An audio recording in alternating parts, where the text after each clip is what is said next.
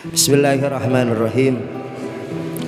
Kita lanjutkan pembahasan kemarin, pembahasan tentang sifat yang bisa mengotori hati kita sehingga sulit untuk bisa dekat dengan Rasulullah, sulit untuk bisa kenal kepada Allah Subhanahu wa ta'ala.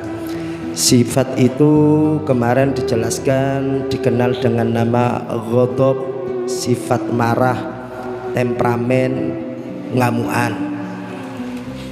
Kemarin sudah sama-sama kita ketahui ghadab atau marah ini kalau tidak segera diredam, segera dihilangkan, maka akan muncul penyakit-penyakit yang lain. Al-hikdu itu benci nemen.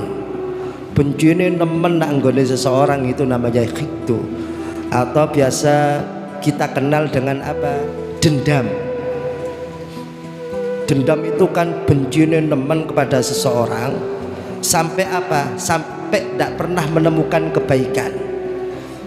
Jadi kalau dia melakukan apapun pasti salah di matanya. Ada orang mau berangkat umroh, krungu ambek wong sing hiket, sing hikdu, maka apa dikatakan? Apa itu? Wong umroh pamer ae. Keliru terus. Hikdu ini sulit ini disembuhkan. Kalau sudah hiket, maka bagaimana? Muncul penyakit yang baru namanya penyakit hasud. Penyakit hasud, ya, bukan penyakit hati. Berarti awal mulanya bagaimana rentetannya? Ghadab, wong ngamuan. Kalau kita marah ke seseorang, ini kalau tidak segera diatasi, maka bahkan makin membesar. Kayak kebakaran di Los Angeles itu, makin parah. Maka bagaimana? Muncullah penyakit yang baru namanya hikdun. Cedak senengin nemen nanggone uang. Jadi yang dibenci bukan perilakunya lagi, tapi lebih kepada sosoknya, manusianya. Ate sembayang keliru, ndak sembayang keliru, pokoknya ndak bener. Ndak bener. Sampean kalau semisal pernah mengalami seperti ini, gak ono bener di mata seseorang, maka insya Allah dia punya penyakit hikdu ke sampean. Gak ono bener belas. Ndak ono bener.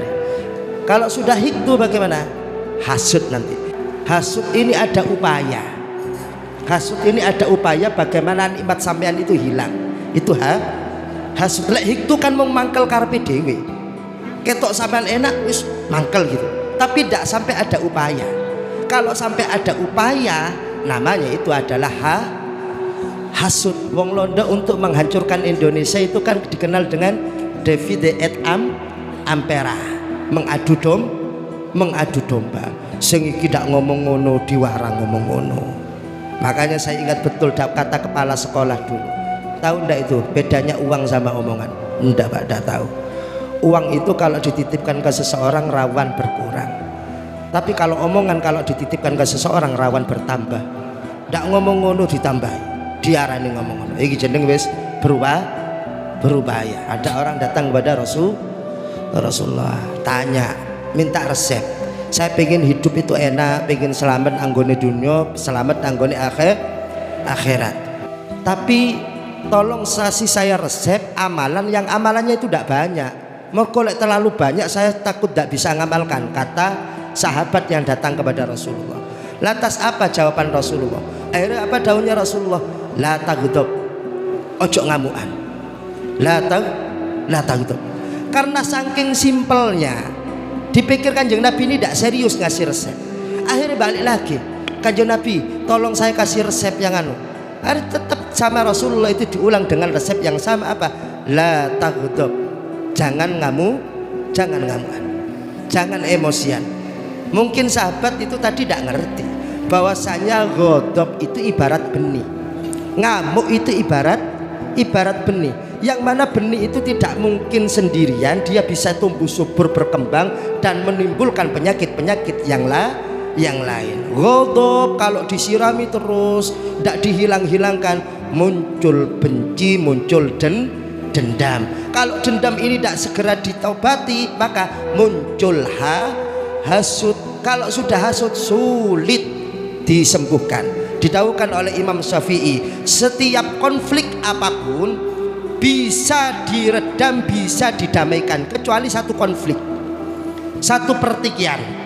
Kok ono wong tukarane mergo kalah main, mergo digendoi, menene iso ngombe bareng, mendem bareng, menek jek iso, jek bisa ya. Padahal ini pertengkaran lewat akarnya kejelekan, tapi bisa ini dibenahi, masih bisa dibenahi. Ada orang rumah tangga sing lanang amit selingkuh, iso ini didandani. Tapi kalau sampai konflik itu muncul karena iri, karena hasud, panggil itu orangnya, suruh benahi, tidak mungkin bisa. Makanya apa? Hasud ini paling bahaya nih, penyakit. Senajono wongi ahli Al-Quran, apal, jangan cuma bisa baca Al-Quran, hafal Al-Quran. Kena penyakit iri, entek amalan Quran. Ada orang bisa baca kitab ini, entek semua sudah dibaca itu, tapi kena iri, hangus itu semua amalnya itu. Saking bahayanya penyakit hasud. Kalau semisal ada emosi, amarah, tidak enak hati kepada seseorang, ini jangan dibiarkan. Wedi ini apa? Wedi ini kalau dibiarkan malah akan timbul berkembang biak kepada penyakit yang lain. Bukan marahnya ini yang kita khawatirkan. Wedine iki menjadi beranak pinak sampai duwe hasud nak nggone uang. Krungu anake wisuda, walah masih anakku lho mari wisuda. Malah biyen wong durung ana wisuda, anak wis wisuda. Ngono. Iku lak mergo ndak seneng kok nyukup ngucap alhamdulillah kan wis kan. Iya, ana wong haji. Walah haji ae ngono. Biyen haji kula numpak kapal, durung usum haji, aku wis durung ana wong ngerti Mekah, aku wis ngerti Mekah. Hasud itu. Hasud. Jadi la taghdab. La taghdab. Ojo ngamukan. Segera itu selesaikan. Segera minta maaf. Kalau sudah minta maaf Ustaz, kalau sudah minta maaf ternyata sananya masih godok, masih marah, biarin, penting kita tidak penyakitan. Siapa yang bisa ngontrol hatinya manusia? Penting sampean tidak ada dendam. Dia mau sibuk dengan pikirannya sendiri, biarin. Tidak mau nerima padahal sudah minta maaf, itu tidak api, itu tidak api. Maulana Habib Lutfi Dawo seperti ini. Aku tidak kaget, saya tidak heran kalau lihat orang alim. Saya tidak heran kalau lihat orang bisa baca kitab ini, alim gini, tidak heran. Tapi yang saya herankan adalah kalau menemukan orang itu hatinya bersih, hati ini api, hati ini tidak penyakitan. Iki aku heran, resep kok iso seperti itu. Kalau cuma bisa baca kitab tunggalin, beneran, banyak tunggalin. Tapi yang sulit itu adalah bagaimana orang memiliki hati yang selamat. Sehingga di sini ada itu ulama mengatakan seperti ini. Abdullah bin Mas'ud, sahabat tahu itu seperti ini. Kalau pengen tahu orang itu amanah bagaimana? Kalau pengen tahu amanah, iya amanahnya seseorang, maka lihat orang tersebut inda tomaihi. Pada saat dia kepengen kok ndak gelem joko, berarti ku amanah. Uang soge duwe triliunan sampean titipi 100 juta. Ya Allah iku amanah teman, gak amanah iku bos biasa. Wong duwe luwe akeh. Iya. Biasa. Lah lek wong iso tepake kepingin tapi iso joko iku jenenge wong amanah. Ndak cekelan duwe.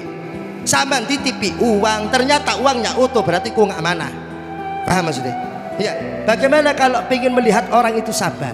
Pada saat dia amarahnya dipancing, diuker, kok jek isok mesem, berarti iki penyabar. Lek dilem terus kok isok mesem, duduk penyabar iku bos, sakit tunggale. Dinyak diyinikno sembarang kali ternyata pancet mesem, berarti penyabar. Semoga barokah dan manfaat. Semoga barokahnya sholawat, barokahnya rotib, barokahnya para wali-wali. Kita semuanya dilapangkan oleh Allah, dijembarkan oleh Allah Subhanahu wa taala. hati kita dibersihkan, diselamatkan oleh Allah Subhanahu wa taala. Kalau kita punya rasa benci, rasa tidak suka kepada orang tahun kemarin atau dulu, semoga rasa ini dihilangkan, disembuhkan oleh Allah Subhanahu wa taala, didatangkan, diganti dengan rasa-rasa yang baik, yang positif. Semoga yang sedang sakit selekas diberi kesembuhan, kesehatan, afiat oleh Allah Subhanahu wa taala, rezekinya diluaskan oleh Allah Subhanahu wa taala.